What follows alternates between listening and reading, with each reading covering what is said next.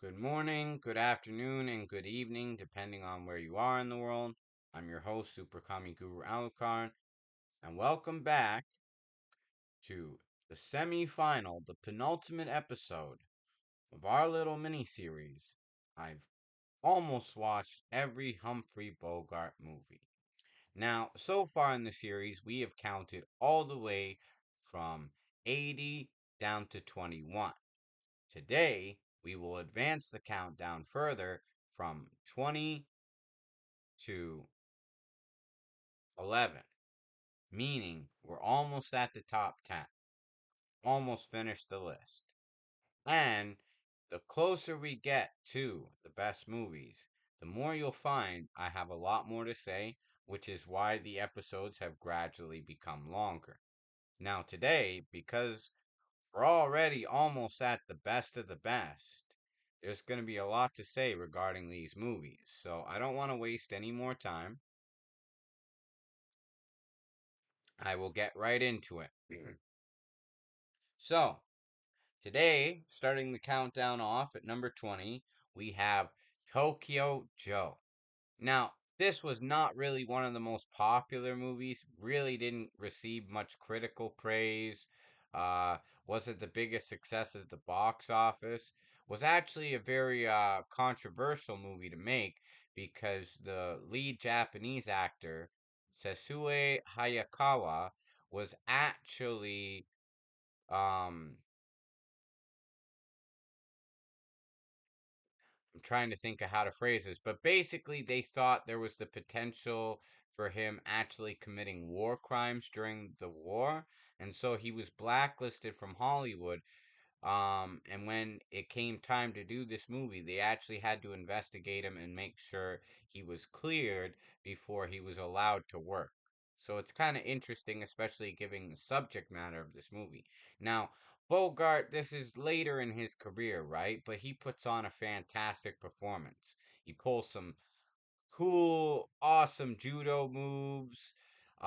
He speaks Japanese at several points in the movie, which is very cool.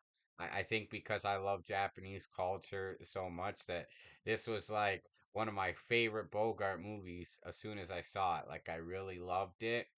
The romance love story of the movie is very beautifully well put in this, and one thing I really liked is around the time Bogart made this movie, he was actually scared to death to become a father personally because Lauren Bacall had gotten pregnant with his first son. So the shock when his character finds out that, like, oh, he's had a daughter with this woman that he thought he lost long ago and was dead, but turned out to be alive, has left him for another man, and he's going to use Sesue Hayakawa's character's power of influence and connections with the secret police to try to blackmail her in order to not only be able to stay in Japan, but to try and persuade her to come back to him. And that's when she reveals, like, I didn't want to leave you. It was a very tough time. I didn't know what to do. And when you left, I was actually pregnant and didn't really know until after you were gone. They forced me to help out the secret police during the war because they were going to take my baby away from me and I wouldn't get her back otherwise. So Bogart, of course, feels terrible that he tried to go the sort of sleazy route to intimidate him. And then, of course, the shock when he finds out he's got a daughter. I feel like he drew real life feeling and inspiration and channeled it into that moment. Now, Bogart redeems himself, kind of really stands up for the morals of traditional Japanese culture in a great way, and becomes the hero that almost gets shot in the end but manages to save the girl. And of course, Sasue Hayakawa is a titan as far as Japanese actors in old classic Hollywood cinema. And he commands a presence that is just very charismatic and captivating throughout the whole movie. Like, he's very ominous, he's very intense and intimidating, and in the end, when he's basically about to get captured by the US soldiers, he is actually about to pull the pin on a grenade before he gets shot down. And if they had shot him a moment later, he would have taken them all out with him, which shows he was a really badass dude who wasn't gonna go down without a real fight, which I thought was just quite incredible as far as his performance. So the two of them together, overall, I really think Tokyo Joe is underrated, and this was a movie I really loved of Bogart. So yeah, that's why for me, it definitely falls in at number 20. Next, we have another one of the rare movies that Bogart got to do in color called The Barefoot Contessa with Ava Gardner, and that is 19, of course. This movie I actually watched when I was staying over at a friend's because they had it free on Amazon Prime, and because it was color and it was a free Bogart movie I never saw, I was like, oh, hell yeah, I'll watch this. I didn't really have the highest expectations for how much I really liked this movie. It really is a great take on the corruption of the entertainment industry. It's a great take on like people who are free spirited, kind of not real not realizing that sometimes you have to think more realistic and practical or the consequences could be disastrous. So Bogart basically plays a movie director in this who discovers Ava Gardner's character as a dancing lady in a nightclub in Spain. And basically, she is very free spirited. That's why she's the Barefoot Contessa. She doesn't become the Contessa until later on, but she's very free spirited. If she doesn't need to wear shoes, she doesn't like to. She likes the freedom of being able to walk around barefoot. Now, Bogart is on point in this movie. So is Ava Gardner. I mean, she was a real babe, but her acting performance in this movie was just stellar. So, there's a lot of men sort of trying to buy her off who are rich and successful. She's not down for them. There's corrupt producers and executives trying to manipulate and control her career. She ends up, going certain ways because she just refused to be sort of tied down or held captive by anybody that she doesn't really love or want to go with. She has an obsession with hooking up with people that she probably shouldn't several times, and Bogart has to scold her because it's not really good for her image. But at the same time, she confides in Bogart's character because he's the only real man that isn't trying to get with her because he's married. He loves his writing assistant for his movies, and he's married to her. She's a very big help to him in his career. So he's actually just genuinely concerned, and he serves as not only a very good mentor, but a friend to Ava Gardner's character. Now, eventually, she does meet the romantic love interest of her life, and sort of the Cinderella story seems to be fulfilled at first. But then, after spending time with this guy, they get married, and she finds out the dark secret that during the war, he was very badly injured, and surgery was able to repair most of the damage to his body, except for the lower section. Meaning he can't do it with a woman or ever give her kids. Meaning the Count legacy of his will die when he dies, which is why he just wants a woman that he truly loves, that truly loves him, to share his remaining days with. Now, eventually, Ava's like distraught. She feels betrayed that he didn't tell her sooner. Like, at least tell the lady before you marry her something that big. I kind of can sympathize and understand. Like, that's a big bomb to drop on a woman right after you marry her, right? Like, on their wedding night. And then she basically cheats with one of the servants, gets pregnant by him. She hopes that she can turn this all around and make him happy by having another heir to the family and the Count's legacy, even if it's not directly his own, but through his wife. And she confides in Bogart for this. Bogart kind of fears the worst, so he follows her, and before he goes after her, he sees that somebody else is trailing her. The Count kills her in a jealous rage, wondering if it, when Bogart confronts him, if he was the mysterious one she had been with. He wasn't. And of course, Bogart knows that she was pregnant, the Count does, because she didn't get to tell him before he killed her. So they're standing at the funeral, sort of having flashbacks of this Contessa's legacy, remembering her for the three movies she made, the life she lived, and it's a very sad, somber movie, but very beautifully well done. The cinematography is top notch. The story is very good. Bogart is just killing it in this role, and so is Ava Gardner. And all the supporting characters are really good. In fact, one of the guys, I believe he's like the manager, actually won Best Supporting Actor. I forget the actor's name now, but yeah, Barefoot Contessa, very good movie overall. Fantastic. So 19 fits it. Next at 18, we have the Caine Mutiny, back-to-back color movies, and this is one that Bogart was actually nominated for his third Oscar nomination. He only won the second one for a movie further down the list, but he was nominated for this one.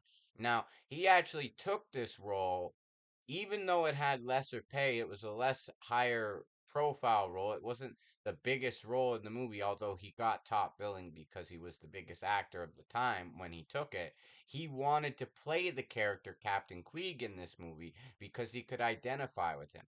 He believed that he had encountered many people on every film lot that he had ever been that were like a Captain Queeg. And what makes this movie so great among like Bogart's repertoire of movies is he plays such a radically different role from his normal characters. He plays a very strict captain who is sort of paranoid. He's got some sort of schizophrenic mental disorders that make him crazy, and he's trying to fight to defend his case after a mutiny happens on the boat during a storm in which the lives of the crew are put in jeopardy. Now they all band together and kind of try to e- explain to the court of the military, the Navy, of what happened with Bogart, that he really is crazy. Of course, a captain always is going to have more believability and official authority. So it seems like at first Bogart's going to win this case. But they hire a lawyer who is played by Jose Ferrer, Miguel Ferrer's father, who puts on also an incredible role in this movie. And he manages to get Bogart to crack to reveal that he really is paranoid, that he's not all there, that he's very shaky nerved. But then, of course, the lawyer feels bad at the end because he realized they kind of had to force him to do it. And by having him discharged, put in this position, they basically discredited all the efforts that he had contributed to their country during the era and the efforts he gave, which probably helped to save the country. And they're all in sort of vain now that he has gotten this bad reputation and they feel ashamed. Well, the lawyer feels ashamed. The other soldiers, not so much. Of course, one of the young guys is struggling with a romance throughout the whole time. There's a scene where Bogart's freaking out about missing strawberries that is just dynamite. And overall, this movie is like, need I say more? He got an Oscar nomination, and rightly so, because it's a great movie, and he is fantastic, and all the visuals being in color just make it that much more amazing as a classic Bogart film to watch. So yeah, that's why for me, definitely falls in at number 18. At number 17, we have Dead Reckoning. Now, this is an incredible movie. One that I noticed you don't see too many people talk about when they talk about the classic Bogart movies that often. But this is one that I think should definitely get more praise, recognition, and it's a very underrated gem. Bogart's performance in this is so good because he starts off as a soldier with a buddy in the army. That buddy gets killed. He basically tracks down the girl to basically tell her what's been going down and also kind of tries a sort of semi amateur investigation to find out what happened to his friend. It leads him to the criminal underworld. He also finds out that his buddy had actually killed somebody before, had almost been charged but been acquitted, went to the military. They want to give him his award, but because of the criminal background, it's kind of shady. Of course, Bogart gets into a position where he confides in a priest who used to be in the military and he tells him his story. It gets to a point where he has to go and try and get proof to clear his buddy's name and also defend his buddy's girl, who Bogart is starting to have a blossoming romance. By the end, he manages to take the guys out, burn the place. The girl actually takes out the main guy, which surprises Bogart. And as they're driving away, she finally admits, after Bogart sort of pried it out of her, that she really was the one who killed the other guy that his buddy was getting sort of charged for, and that it was her all along that was really the guilty one, the one who had conspired against everything. And of course, that's why she took out that one guy, because he was the last sort of witness who knew all the truth behind her treachery. Now, Bogart basically gets held at gunpoint while they're driving, and she's going to take him out if necessary. So he manages to speed the car up and get it into a crash, which injures him. He makes it out alive. He clears his buddy's name, and her, she's in a dying condition.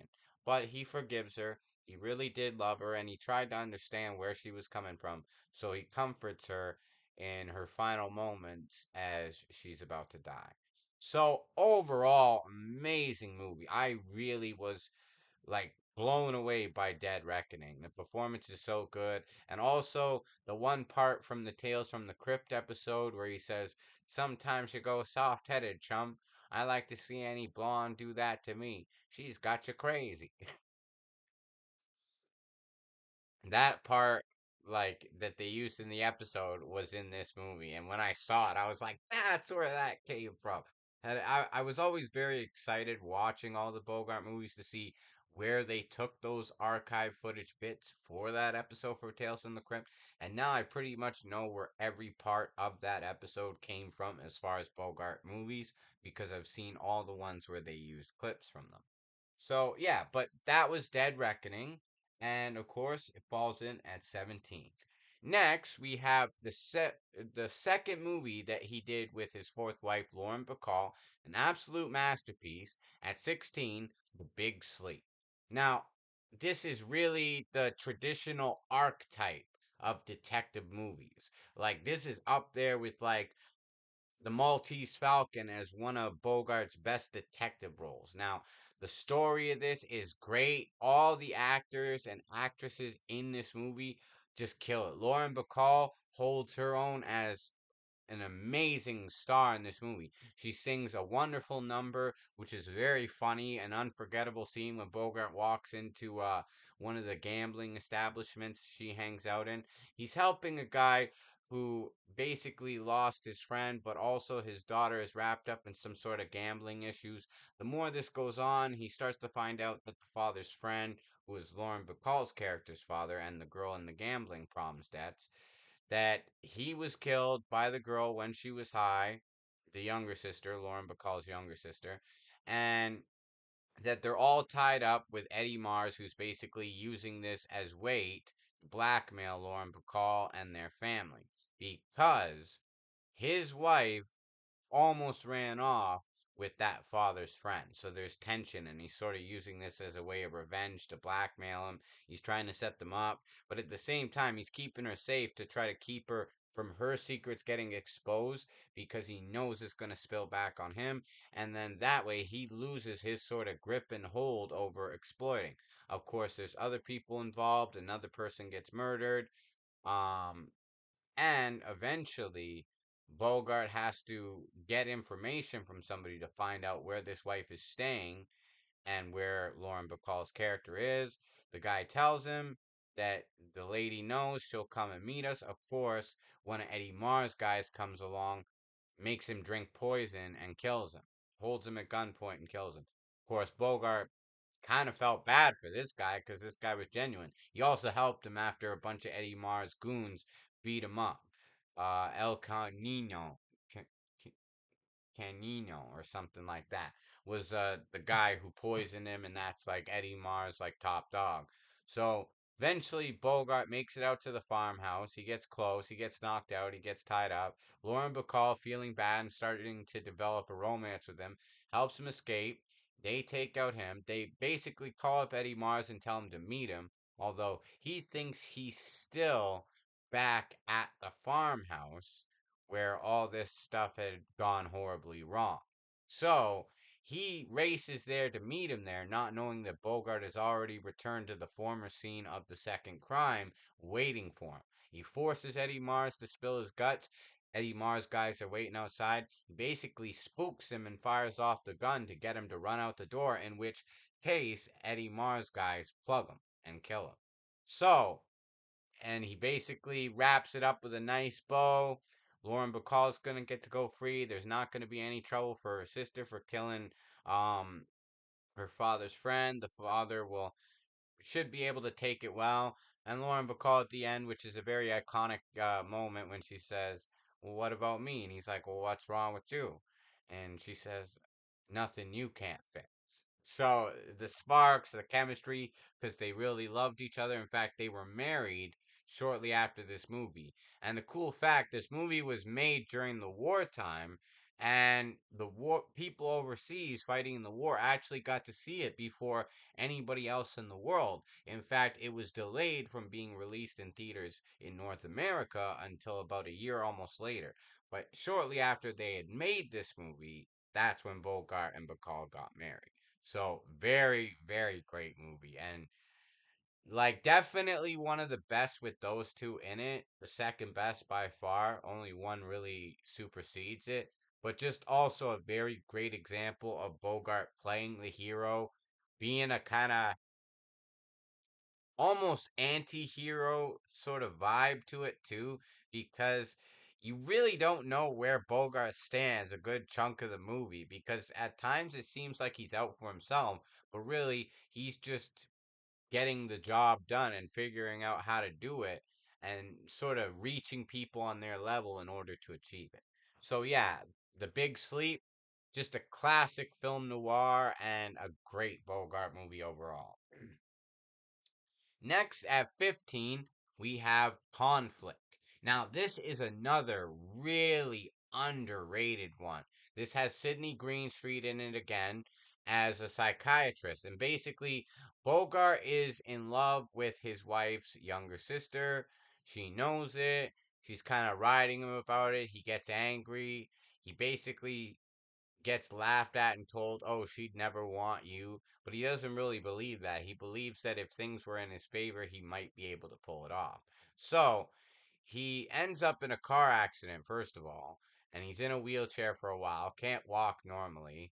And eventually it gets to a point where him and his wife get offered to go away. He's actually being nice to his wife, which at first she thought finds strange, but maybe she feels like, oh, he's just genuinely grateful, like I'm actually being good and helping him out because he's in a vulnerable condition.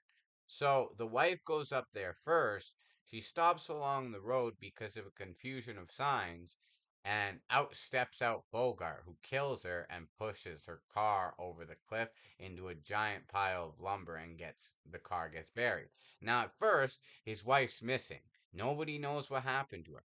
He gets closer to the sister. At first, it seems like maybe that something could spark like what he'd hope, but eventually it goes downhill and he's forced to let her go for her own good for somebody that she actually wants that would be better suited for her. And the whole time there's signs in the scenes that you see that like his wife could possibly still be alive, which Bogart struggles to believe. First jewelry goes missing. He sees people who are dressed like his wife, all these weird things going on, but he thinks and he's the only one who knew she was dead. Now, the psychiatrist was in on this and he was helping to manipulate the game and the police were in on it too, but they had no hard evidence because as far as they knew, Bogart hadn't gained the ability to walk without a cane until after his wife had disappeared. When really, he actually had managed the ability to walk, he just didn't let anybody else know. So he had played that aspect of his character perfectly, that he had a solid alibi, but they still couldn't really find motive for anybody else to do it. So if somehow they could prove he was involved, that would be a slam dunk. So they do all these psychological tricks to make Bogart think like he's going crazy. Like somehow, even though he knows his wife's dead, he had her buried under that pile of lumber in the car. Somehow, maybe she survived, which basically seems impossible to his mind. So it's really driving him crazy. He keeps going crazier and crazier. Eventually, the madness gets to him. He returns to the scene of the crime to check the car and see if his wife really is dead, if she's still there or not. He finds that his wife's body's gone. And that's when the psychiatrist and the police come out and say, "We got you. We took her body this away this morning. We had no hard evidence, but you were the only one with motive. We just had to prove that it was you, and you were the only one who knew exactly where she was. So, we got you." And that whole twist at the end, so good. Such a great movie. And that's why Conflict, I honestly think, very underrated gem for number 15. Next, at 14, we have another movie with Peter Lorre called All Through the Night. Now, this one's kind of a difficult one to explain because it's kind of a very strange movie. I've heard some people even call this a comedy, whereas there is some funny moments in it. There's actually a lot of funny moments in this movie, but I don't know that I would classify it as a comedy. Now, I'm actually going to like go for the description, which I don't usually do with this, but I'm just trying to think of a better way to explain this to you and why I put this so high because it really is a fantastic movie. Um, so okay, it's described as being an American comedy crime spy thriller film. There's basically a gang of big shot Broadway gamblers at a restaurant playing with military toys, imagining fighting Hitler. The restaurant gives Gloves, who's Bogart's character, um, a cheesecake that is not made by the usual guy he likes to get cheesecake from, Mr. Miller. Finds out later that Mr. Miller is dead, killed by Peter Lorre's character. And the more he investigates this, because his mother was good friends with Mr. Miller, he meets a mysterious woman who's caught up in this and sort of held against her will by these German Nazis who are trying to take over America in a secret underground group. He basically rallies up all the other gangs to basically stand against the Nazis. They find out that the girl's father actually was dead all along and they've just been leading her on to keep her under their power. It basically leads to a finishing standoff eventually after a lot of stuff. There's many funny moments too, but many dark, serious moments to the point that Bogart ends up alone on a boat with this Nazi who's holding him at gunpoint, pretty much insisting that he helps take these explosives to take out a big American Navy ship. Bogart, at the last moment, is able to swerve the boat out of the way, jump off, and the boat basically explodes without damaging the ship. Bogart gets away, and the Nazi dies. And it all sort of ends well as it's supposed to. Gangs he had a problem with before when he was trying to find out what was going on with the girl have united to take out these Nazis. The funniest scene in this actually is where Bogart and his main sort of gangster who's under him. I believe it was Barney. I could be wrong. It was either Barney or it was one of the main gangsters who was like working along with him, right? But he and Bogart get into a scene where they infiltrate this Nazi meeting and they have to pretend they're like hailing Hitler, they're Nazis. One of the funniest scenes. I was dying laughing during that part. So the comedy aspect I do get, but there's like I described, right? There is the whole aspect of like crime, spy, thriller. So it's not all like shits and giggles. Like there is some very serious depth to this role. Of course, the comedy elements really are the icing on the cake because they are hilarious. So that's why, yeah, this movie I just really loved it. It hit it out of the park in every sort of way. That's why number 14 for sure. Next, we go to Black Legion at number 13, which leaves our last three for today. Black Legion is a very good movie because this was still in the earlier years of Bogart's career. This was about 1937. So it was one of the first times he actually got to play a lead role. But not only that, he got to play a lead role where he wasn't a gangster, where he was actually a real working class guy working in a factory, building on machines. He had the promise of a promotion that seemed almost destined to be given to him. He was very happy, very excited. He's got a wife and kids. He wanted to give them a better life. But then a foreigner comes along and they give the promotion to him. Of course, Bogart's angry. He feels like he deserved the job. His friend's trying to basically get him to go watch a movie and take his mind off it, but he's not having it. When he hears a broadcast of this group that he later discovers is called the Black Legion, and it's a propaganda speech about how real Americans got to band together to stand up to these foreigners and take what's theirs. Eventually, he meets one of the guys working in his factory who is involved with the Black Legion. He slowly gets him into them. He basically goes, joins this secret society, takes the oath, gets a gun, a uniform. What's crazy about this is one of the most memorable scenes of this movie is when he's taking his oath. The oath is dark. Like it was actually pretty terrifying to watch Bogart and he acted his ass off in the scene because you really could tell he felt so uncomfortable reciting this oath because it was so dark and weird and grisly and like you would not want to swear this oath if you were a normal regular person, but he was kind of forced to because he was held at gunpoint. Now, Bogart, when he has this gun, at first he feels awkward with it. He doesn't feel comfortable with it. There's a scene where he's standing in the mirror and he almost drops it and he seems kind of clumsy because this is really outside his normal element, but he wants to give his wife a better life. Eventually, they go after the foreigner who took his foreman job, Dombrowski, I believe his name was, and they basically chase him out of town.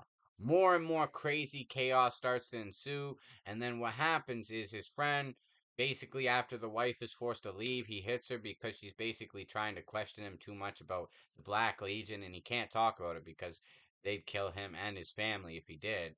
So he smacks her, she leaves. The friend goes over because he sees he's getting drunk with this other dame who used to mess around with him and was trying to take him away from his new wife. And basically, he goes over to talk some sense, throws the girl out. Basically, Bogart's drunk out of his face. There's a scene where he's like, "Shut up! That's not how you sing it." And then he's like smashing a glass on the counter of the table, saying like, "I working on the railroad." Very funny scene. And it needs it because this is a dark, tense movie. So it's nice that there was a bit of comedy relief in moments like that. But yeah, Bogart basically spills his guts because he's drunk to his friend. He realizes he's in deep shit, and his friend's basically like, I'm gonna get your wife back and we're gonna deal with this. But he knows if his friend spills his guts, that's gonna be trouble for him, his wife, his kid, and everybody else who knows. So it's not good. So he contacts the friend that he had met from the factory, and basically, what had happened was because his friend had thrown that girl out, they can actually persuade the Black Legion to just go after him, silence him, and take him out if necessary, or torture him to not say anything because the Black Legion doesn't approve of abusing women. And this guy was slightly abusive with tossing the woman out of the house. So they go there, his friend actually tries to break free, in which case Bogart is forced to shoot him. He cries over his dead body while the other members run away. He feels ashamed of what he's done. He's basically sort of lost in his thoughts. He ends up at a place. He's very thirsty because he's been walking a long time, crying, stressed, sweating. So he drinks a lot of water, and then the police come in and nab him. Now he's in jail. He thinks his goose is cooked. And basically, somebody representing the Black Legion pretends to be his lawyer and says, look, the Black Legion wants you to get out of this, and you're going to do exactly what we say. We're going to have a nice little alibi to get you out of this. But if you don't do this, if you do reveal the Black Legion, we're gonna go after your wife and kid. So Bogart's kind of forced. Now the trial comes, and that Lush, who was messing around with him while trying to, and also had been messing around with his deceased friend, basically makes up a story that what happened was the guy had pulled a gun. He got angry and jealous because she was with Bogart. Bogart had to take the gun away and kill him. That's what happened. Now, what this all implies is that Bogart was going to leave his wife, who's sitting in the courtroom, for this Lush. Bogart can't bear to have his wife think that about him because he sees it's breaking her heart. So he stands up on the stand, perjures himself, and admits the truth that it was the Black Legion and points them all out in the room. So eventually, they're all going to get hauled away, including Bogart. But he looks at his wife, who's sad. She's on the verge of tears, and he's got a sad look on his face, like, "I'm sorry I messed up, babe." But he knows that he had to do it because he didn't want to leave things that way with his wife thinking he was really going to leave her for that Lush because he really did love her all along. So, just an amazing movie. Such a real gem of all Bogart's movies. And that's why, for sure, like I had to put that this high up there. Black Legion, just a beautiful movie. Now, the next two, they're going to be the final ones for today. And they are, see, we'll do, yeah, The Roaring Twenties is number 12. This is the best collaboration with Cagney, in my opinion. All the actors and actresses in this are fantastic. Priscilla Lane is in this one again as Cagney's love interest. Basically, it takes place during the Prohibition era. First of all, Cagney, Bogart, and a guy who's a lawyer basically meet in the war. They're all very different, but they get along. They're buddies. When they come back, Cagney can't get a job back where he was working before as a mechanic. So at first, he gets in trouble and ends up resorting to having to start distribution for alcohol business. Their paths, him and Bogart, cross again because Bogart is on the international end of the scale, getting the booze from somewhere else. This leads to gang rivalry. All the while, Bogart is basically working with Cagney, and Cagney is trying to pursue a woman he loves. That's Priscilla Lane. It's a woman who was sending him pictures and writing him letters during the war. When she was young, he didn't think much of her, but now she's grown up. She's doing musicals. He tries to make her a big star, performing at one of the clubs he sells booze to, and he thinks it's a sure thing. He's buying her jewelry, really trying to court her romantically. Eventually, he wants to leave the gangster lifestyle and have a nice life with her. Of course, the lawyer friend from back in the war is basically helping out Cagney's character, and him and Priscilla Lane's character start to fall in love. This leads to rivalry, tension. Cagney eventually punches the guy out. It gets to a point where they have to part ways. Bogart tries to set him up. Prohibition ends after a while, and Cagney's getting drunk. And Cagney, who had a cab business the whole time, is forced to sell out for less than it's worth to Bogart. Bogart screws him and double crosses him. At one point, he had another gangster try to take out Cagney's characters, but because there was no proof, Cagney didn't do anything about it. He meets the woman he loved years later. She's now got a kid with his lawyer friend, and Bogart and his guys are going to take out the lawyer because he knows too much and he's going to spill on Bogart's dirty laundry. So, basically, Priscilla gets threatened that they're gonna kill him if he doesn't keep his mouth shut. She goes to ask Cagney's character for help. He's drunk, bombed as hell, which is so funny. And then at first he doesn't want to do it, but then he goes, he sees Bogart. It's New Year's Eve. The woman that was helping him run the clubs, who really loved him all along, he just didn't really appreciate it because he loved Priscilla Lane's character, is waiting outside. But he goes, he sees Bogart.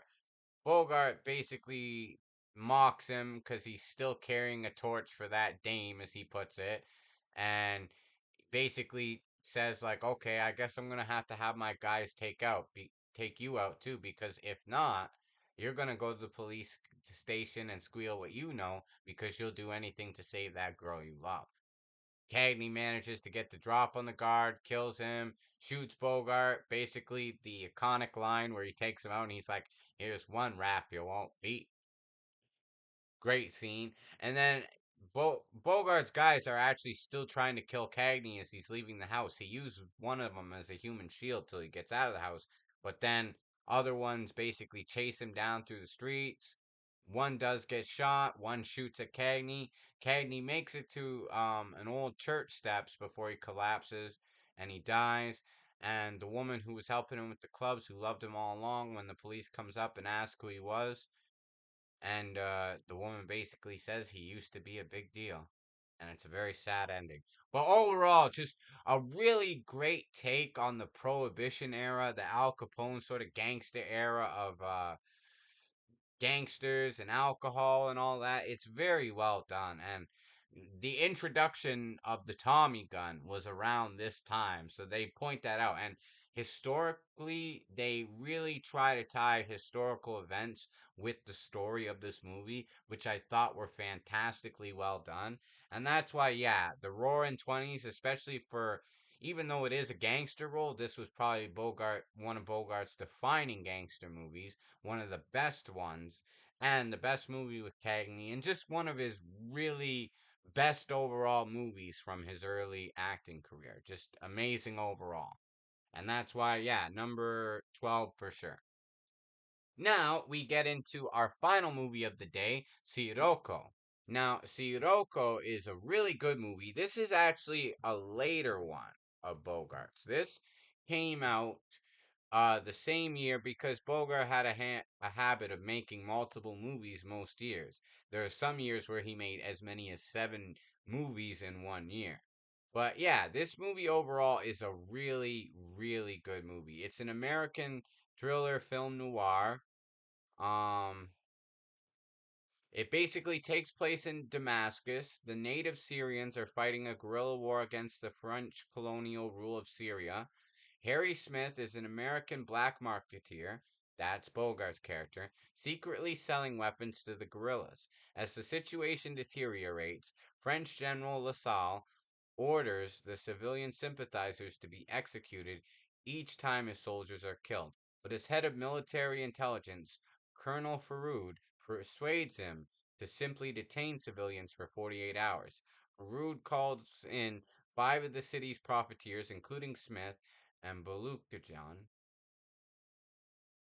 um, Balukian, Gian, Baluchian, yeah, something like that. Anyways, and he accuses them of selling food at excessive prices. Smith is the only one who appears willing to cooperate. After he leaves, they investigate Smith and find he was actually a hero in the First World War. A gorilla planted bomb goes off in a nightclub where Smith has been enjoying eyeing Valletta, who is actually Colonel Faroud's girl, while drinking with his barber friend Nasir. Valletta is thrown to the floor. Faroud picks her up, but it is Smith who comforts her. Valletta leaves with Faroud and returns to his apartment. It becomes clear that they are lovers, but it's not really going as well as he would hope. Farouk presses for negotiations with rebel leader Amir Hassan. Lassalle reluctantly lets him try to arrange a meeting, but refuses to let Farouk make contact directly. A young military officer is sent in his place, and is later found with his throat cut, gathering flies in an alley, as the one guy says in the movie. Farouk calls in Baluchian and accuses him of being a gun runner. He protests his innocence and suggests Smith instead. To complicate matters, Harry makes a pass at Faroud's unhappy mistress, Valletta, but she rejects him. Later, she informs Faroud she wants to leave him, but he hits her and refuses to let her go, even going as far as to threaten to kill her if she leaves him. Harry discovers that Nasir has given his name to the authorities when pressured and plans his escape. At the same time, Valletta shows up and begs him to take her back to Cairo with him. Needing to flee himself, he agrees to take her along. However, a French patrol nearly captures Harry. He barely gets away, but has to leave behind his money, and without that, he is soon betrayed to the French. Facing execution, Harry agrees to help Faroud meet with Hassan. Hassan calls the colonel a fool and dismisses his plea for negotiations, but decides to spare his life when Harry and Faroud's aide, Major Leon, show up offering $10,000 ransom. The officers are allowed to leave. Harry is not so lucky, though. The rebels are angered that he has revealed the location of their headquarters to the French and fear he has sold them out, even though he claims it's just business. So they kill him. Blow him up with a grenade, which is one of the most epic parts of the whole movie. Like seeing Bogart get blown up at the end like that was just great. As Faroud and Leon walk back, they notice that the incessant gunfire and explosions have stopped. Nothing but silence. Faroud wonders aloud if he has convinced Hassan to be as big of a fool as he is. So I wanted to get the description right for that one. It really is a solid movie. Like I don't even hear many people talk about that one, and yet when I saw it, I'm like, this movie's amazing. Like Bogart was great, all the other actors were great. Marta Torin was beautiful, she was great. Like everybody was dynamite in this movie. The characters, the story, the way Bogart was like this he was this black market hustler, but then he actually was a war hero. He has redeemable qualities. He actually basically agrees to go back and help Farouk because he likes betting on the long shot and decides, you know what? I might as well do the right thing once in my life because I might actually stand to profit off this if I do. So overall, there is selfish ambition, but there is still that core quality of honorability to his character, which is absolutely fascinating. And that's why overall, Sirocco so underrated in my opinion. I really do believe it deserves to be this spot on the best Bogart movies of all time. Like I love it. It's just solid movie, solid performances, definitely worthy of number 11. Anyways, before we conclude today's episode, we will do a quick recap, and I'm just going to list them all out because I've already mentioned them in previous episodes. But just so you know where we are today, and please stay tuned for tomorrow where we will count down the final top 10, the grand finale of the series. But so far, we've gone from 80, the television version of the Petrified Forest, the live stage play. 79, You Murderer, the Tales from the Crypt episode with archive footage. 78, The Love Letter with an uncredited cameo. 77, Two Guys from Milwaukee, an uncredited cameo with him and Lauren Bacall. 76, Women of All Nations with his scenes deleted from the final cut. 75, Body and Soul, which I have not seen and not many people have nowadays. 74, The Devil with Women, same as 75.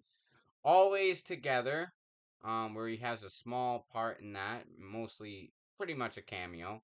72, the first of the major ones I've seen. Midnight, aka Call It Murder, when it was re released and he became a bigger star.